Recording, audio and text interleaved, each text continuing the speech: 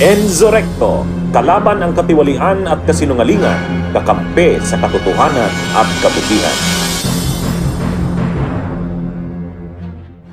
Ngayon, ang pinakaproblema nila ito. Ang pinakaproblema actually ng mga DDS, ito ang pinakamalaki nilang problema. Ang pag-asa nila, si Sara Duterte. Yun ang pag-asa nila, si Sara. Lahat halos sa kanila nakaasa kay Sara. Halimbawa si Kibuloy. Ang inaasahan nila pag nanalo si Sara, halimbawang makonvict si Kibuloy sa kaso niyang qualified human trafficking, ang inaasahan nila pag naging presidente si Sara, ipapardon siya. Ayun, yan yung kaligtasan niya diyan. Ganun din itong sila ganun din si Bato. Ganun din sila Bato, sila Bongo. Halimbawang presidente na si Sara, tapos lumabas ang arrest warrant ng ICC, mga kabunyog. Siyempre, hindi gagalaw ang DOJ, hindi gagalaw ang PNP, hindi gagalaw ang mga ahensya ng gobyerno na arestuhin si Bato nang hindi papayagan ng presidente. Kahit may ICC pa, ang ICC wala namang sariling pulis. Magdidepende sa cooperation ng gobyerno ng bansa natin. Si PBBM kasi nag-cooperate sa Interpol. Ay kung si Sara Duterte, hindi yan magko-cooperate sa Interpol. Kaya ang pag-asa talaga nila Bato, nila Bongo, ang gagawin ni Bato, magtatago na lang muna. Pag nanalo si Sara sa 2028, saka siya lalabas. Di ba? Yan yun. Yan yun mga kabunyog, mga kababayan. Yan, ang pag-asa talaga nila, si Sara. Lahat sila si Sara halos ang pag-asa. Si Kibuloy, kahit makonvict siya, may pardoning power ang presidente. Ganyan mga kabunyog kamakapangyarihan ng presidente. Kahit sinintensyahan na ng korte, convicted ka na ng korte, pwede kang ipardon ng presidente. Ay di ba ganun yung ginawa kay Erap ni Gloria Arroyo? Convicted si Erap sa convicted si Erap sa plunder. Di ba? Di ba? Matapos mapatalsik si Erap, kinasuhan siya ng plunder at na-convict siya. Anong ginawa ni Gloria? Pardon. Pinardon. Absolute yung pardon. Pwede rin gawin ni Sara yan kay Kibuloy. Si Bato de la Rosa.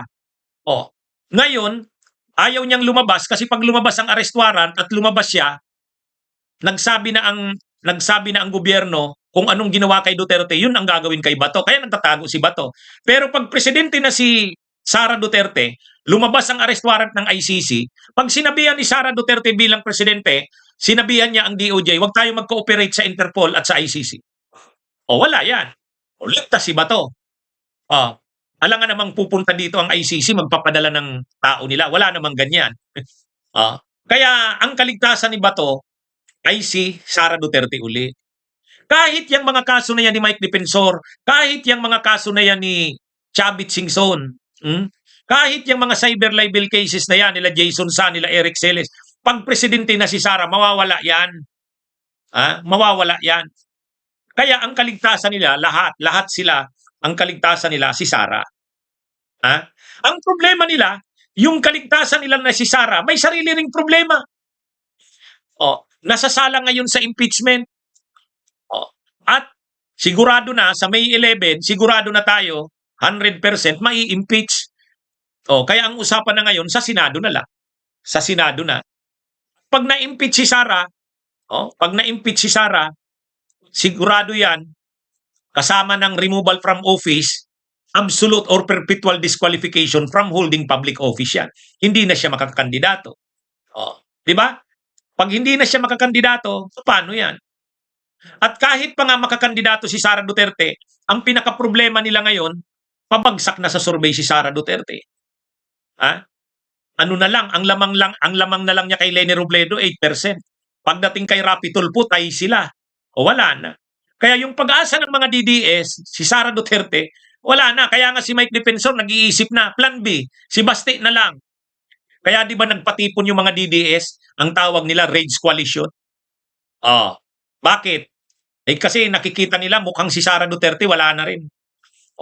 So paano yan?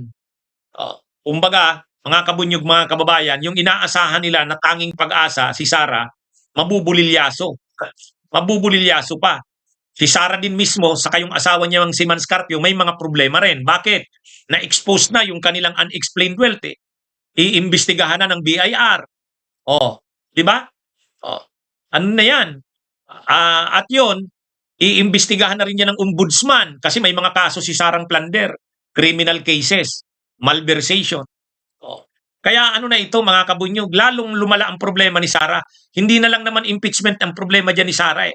Ang impeachment, matatanggal lang siya sa pwesto. Yung mga kasong kriminal niya, gugulong na rin yan sa ombudsman.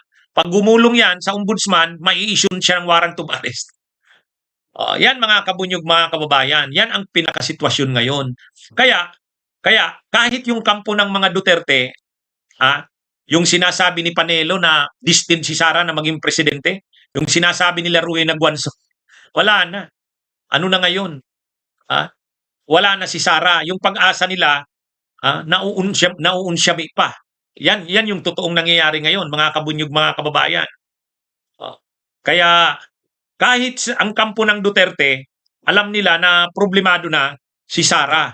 Kaya nga yung mga pinuno ng grupo ng Duterte, tulad nila Mike Defensor, nagpa-plan B na sila eh. Nagbuo na sila nung tinatawag na Rage Coalition. Tinutos up na nila si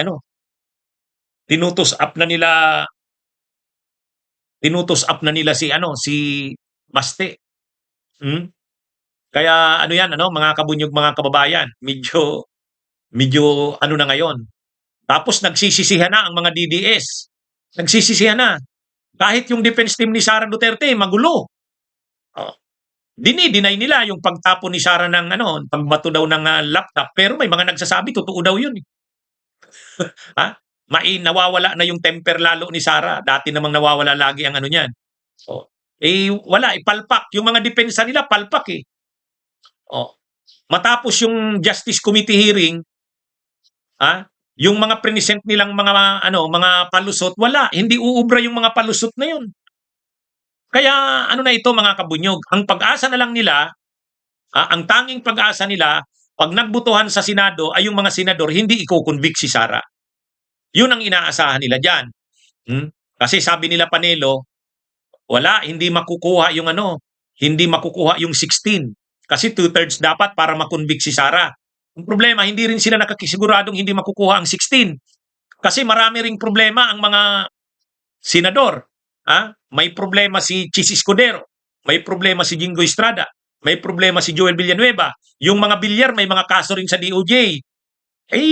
Pwedeng magamit yung mga kaso na yan para suportahan nila ang impeachment ni Sara. Alam naman natin ang takbo ng politika. Halimbawa yung Villar na magkapatid. Papalibrehin kayo dyan sa kaso ninyo. Suportahan ninyo conviction ni Sara. Na kaagad yan. Di ba, mga kabunyog, mga kababayan? Kahit si Bongo, may problema rin si Bongo. Paano kung lumabas ang arrest warrant ng ICC? Hihingi ng tulong si Bongo sa administrasyon. Or else, isusurrender siya sa ICC.